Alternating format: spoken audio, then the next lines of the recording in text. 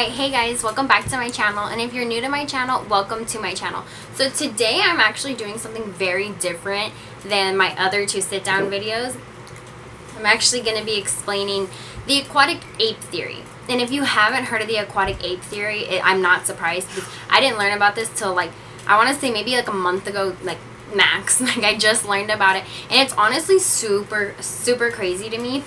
And basically what the aquatic ape theory is about, it's a different, so when you think of evolution, you're probably thinking like monkey, caveman, human.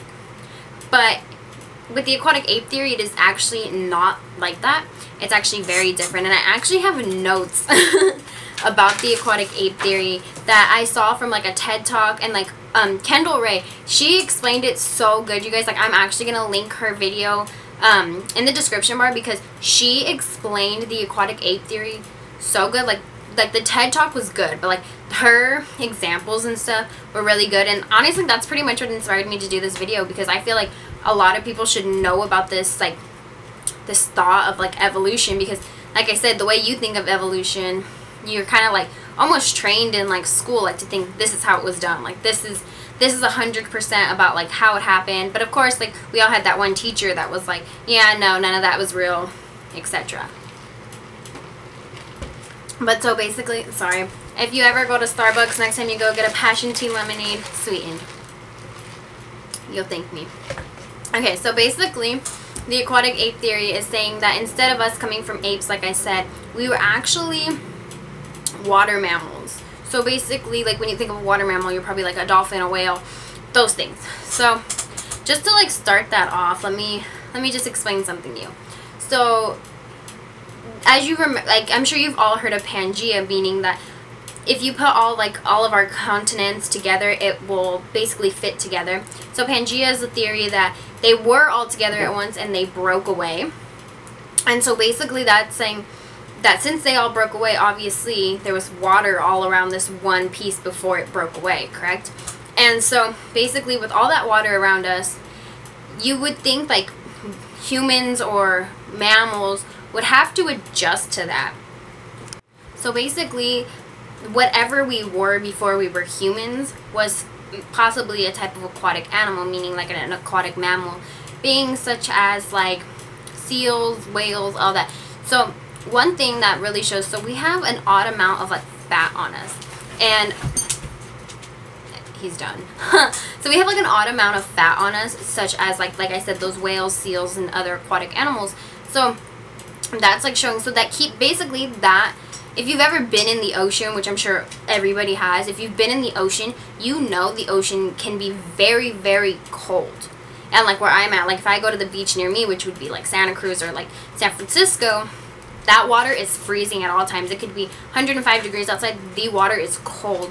So you have to assume those animals have to have something to regulate their body temperature in order for them not to be freezing cold at all times. So that's why we have that they have that odd amount of fat on them, more than, let's say, a tiger or a lion or a bear.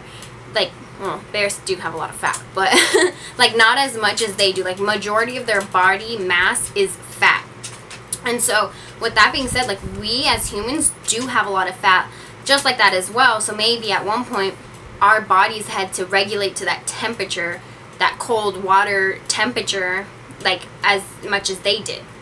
And another thing too is, so I'm sure everybody has happened to. So if you ever look at your fingertips, so just your fingertips, and then you get them wet in an odd amount of time. So if you're in the pool, you're washing dishes, or just your hands are just being wet, you see how they'll get wrinkly? And it does happen your feet and all that, but it doesn't happen anywhere else on your body. And so basically people Kendall Ray had said that people did studies saying that, so let's say if I have my fingers are all wrinkly and on, and this is submerged into water, basically it's easier for me to pick that up in water with my fingers being all wrinkly, rather than me just going in to grab it. Of course I'm still able to reach in and grab it, but with that textured on our fingers, it helps us, this was this, it would just help me be able to grab it smoother, if that makes sense to you. It made sense to me, but now that I'm trying to explain it, I can tell if it wouldn't make sense to you. So another thing with that is, sorry, I'm like trying to look at my notes while doing this. So when Christopher Columbus was exploring our oceans, hold on, I have to let Smokey out because he's just standing by the door. So when, like I said, when Christopher Columbus was exploring our oceans, he had, in his journal, had written about seeing these mermaids. And this is going to bring us into another theory, that we did evolve from mermaids. And I believe in mermaids. I don't understand how people cannot believe in mermaids. Like, we have only explored less than 5% of the ocean, which terrifies me about the ocean. I don't really like going in. Like, I go to the beach, I'll look at the water. I don't go further than my ankles. Like, I don't know. I've seen some crazy fish. I've read too many crazy stories. Like, I'm not a fan of the ocean just because, like I said, only that less than 5% has been explored. We don't know what's in there, and it's miles deep. So I'm good off the ocean. But so, like I said, when Christopher Columbus was exploring, he had described a mermaid-like aquatic animal.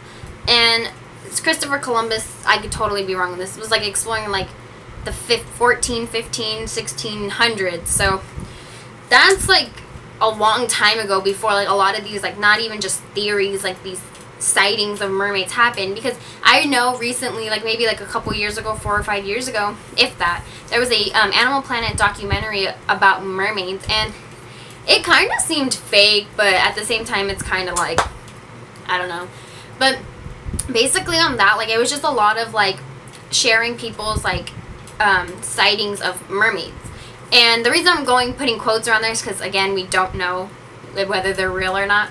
But for example, so there was a video of like this boy. He had seen a mermaid sit on the rock. He saw a mermaid on the rock, and like it looked back at the camera and then like dove back into the ocean.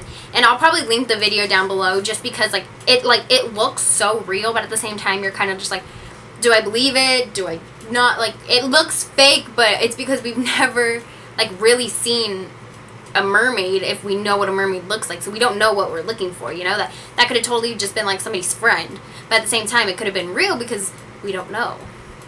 Just a thought. So let's see, what else do we have on this handy dandy notebook. Oh, this was something I found very, very, very, very crazy. So again, when I was watching that Kendall Rae video, she showed like a lot of clips of people just throwing babies into the water, and then out of like instinct they just swam. So it's crazy, like, to think about it, like, out of instinct, like, why would we know, like, the second we touch water to just start paddling and kicking? And like, I know there's people that don't learn how to swim like right away. Like, I didn't learn to swim until I was like 8, but the fact that they can just throw babies into a swimming pool and they figure out how to just kick, paddle, and all types of stuff like that, like, really amazes me. Because it's just kind of like, this is where I very much do believe in the aquatic ape theory, because of this being like a main supporting reason, is because, like, how would they know to just start kicking and swimming? And like, I don't know, that just like really fascinates me, because it's just like, how would they, like, I don't know, I'm like stuck on that. And like, another thing is too, so we all know, like, there's webbing in between our fingers. Like, we see them, like, webbing, webbing, webbing. And everybody has them. There's people who have, like, completely, like, webbed fingers. Like, not all the way, but, like, to here and, like, to there. Sorry, I don't like showing this thumb because I ripped it off, and that's a whole nother story. But I'll show you on this. But, like, there's, like, webbings. Like, there's pictures of people who have, like, webbing all through here and through here. Like, pretty big webbing.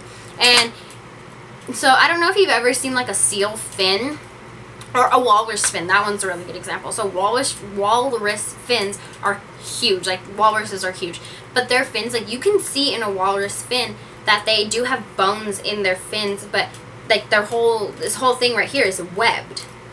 So also, like, thinking about that, like, if we had to adjust to water, wouldn't we have that webbing in between our fingers due to, like, having to evolve in the water? I'm so bad at explaining this, but it's just like it's just one of those things. Like, it's so crazy. Like, webbing in between our fingers, the instinct of learning how to knowing how to swim if you just get thrown into a pool. I mean, of course people drown, like, but like those babies can just swim. You guys need to go watch that video, because I understand that I'm doing such a crappy job of explaining this, but you guys need to watch Kendall's. So basically, it's like the aquatic ape theory is basically saying that like maybe once, like 100 million thousands of years ago, there was a water mammal that maybe not directly resembled us, but had very similar like not body features, but like the internal stuff that would make us who we are today. So if you think of a mermaid, you're gonna think of like half human, half like dolphin, basically, because of the fin. So let's just think of that, like half human, and then waist down you have a fin. So maybe there at one time there was mermaids, and maybe we could have possibly evolved from mermaids. But the thing with that is like we will still never know until someone goes deep down in that ocean, or maybe just like in the middle of an ocean somewhere.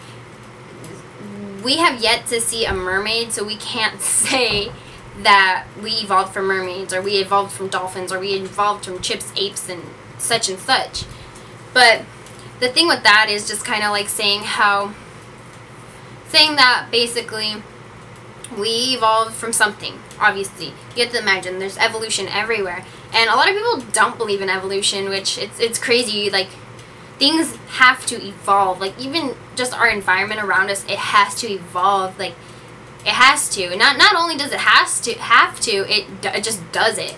And so basically, this is what I believe on this theory is basically, so always in school, like mostly around like my 8th grade, like freshman year specifically, like the whole evolution from apes, monkeys, chimps, caveman, human, it never made sense to me, because it's kind of like, okay, they have thumbs, they have this, they have that, but who decided, like, not who, but how did they just become a chimp and then one day a human? Like, we still have chimps, so maybe did we evolve from a chimp that no longer exists because they evolved into us? Or, see, this is where it can get like confusing, because you can believe that we evolved from a certain chimp that evolved into us, but why do we still have chimps? That's like how I'm thinking about it. You could think about it however you want to interpret it, because we're all entitled to our opinion. But at the same time, it's like maybe we did evolve from mermaids, because we have yet to see one. But at the same time, there's that factor that Christopher Columbus saw a mermaid that would contradict where us, again, as humans came from, you know? So it could go both ways. Like, you believe in the evolution of chimps, us evolving from chimps and monkeys, or we can evolve from mermaids, dolphins, anything, really.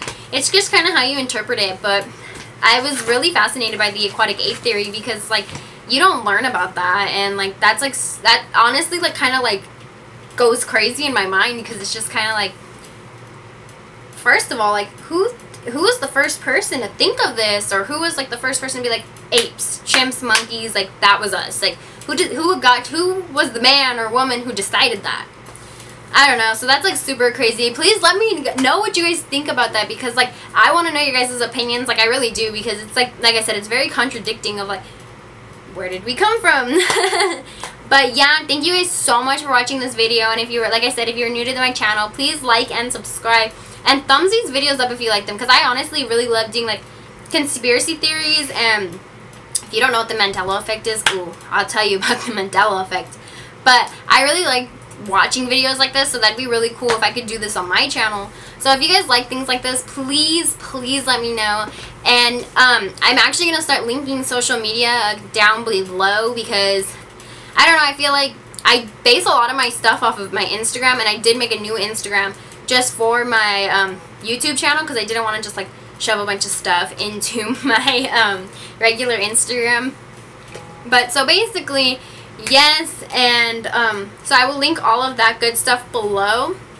I will link Kendall's video, I will link the TED Talk, and I'll probably link another website, I don't remember what it's called off the top of my head, that I did read some of this stuff from. But again, so yeah, thank you guys so much for watching, and if you like videos like this, please go ahead and thumbs it up, and don't forget to like, comment, and subscribe. Thank you guys. I'll see you guys on Saturday. Bye. Okay, so I'm back. It's like 20 minutes later after I just filmed this video. So I just realized, remembered that I want to be doing a giveaway. So when I reach 100 subscribers, when I reach 100 subscribers, I want to do like a basket full of skincare, because I love skincare. My first video was based off of skincare.